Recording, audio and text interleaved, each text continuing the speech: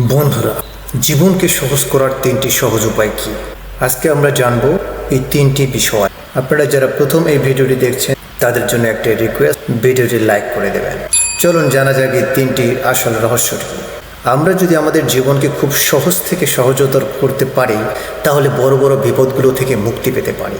এর জন্য আমাদেরকে জানতে হবে কিছু কৌশল, আর এই 3টি সহজ কৌশল আপনার সামনে আমি শেয়ার করছি, যা আপনাদের বাস্তব জীবনকে অনেকটাই নিরাপদ রাখবে। প্রথমত, না বলার টেকনিক জানতে হবে। আমরা অনেকের না বলতে পারি না, তাহলে সরাসরি না না বলে প্রশ্ন করুন। এভাবে প্রশ্ন করতে পারেন, আমি যদি না বলি আপনার কি খুব খারাপ লাগবে? খুব কম মানুষই বলবে যে হ্যাঁ আমার খারাপ লাগবে। এভাবেই টেকনিকটা ব্যবহার করতে পারেন, তাহলে বড় বড় বিপদগুলো থেকে মুক্তি পেতে পারেন।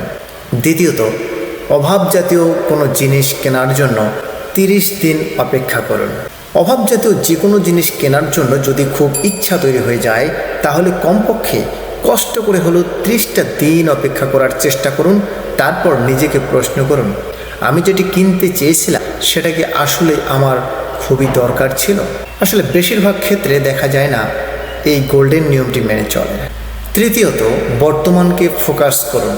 বন্ধুরা, হতাশা এবং উদ্বিগ্ন এই দুটো জিনিস তৈরি হয় অতীত এবং ভবিষ্যৎকে ঘিরে। তাই সব থেকে বেশি চেষ্টা করুন বর্তমানে আপনি কি করছেন সেটার উপর পুরোপুরি ফোকাস দিতে। এতে আপনি অল্প সময়ে সব থেকে বেশি কাজ করতে পারবেন এবং আপনার ভিতরে হতাশা এবং উদ্বিগ্ন কাজ করবে না।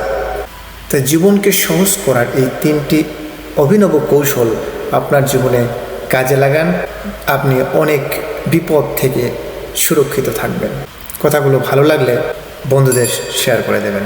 ধন্যবাদ।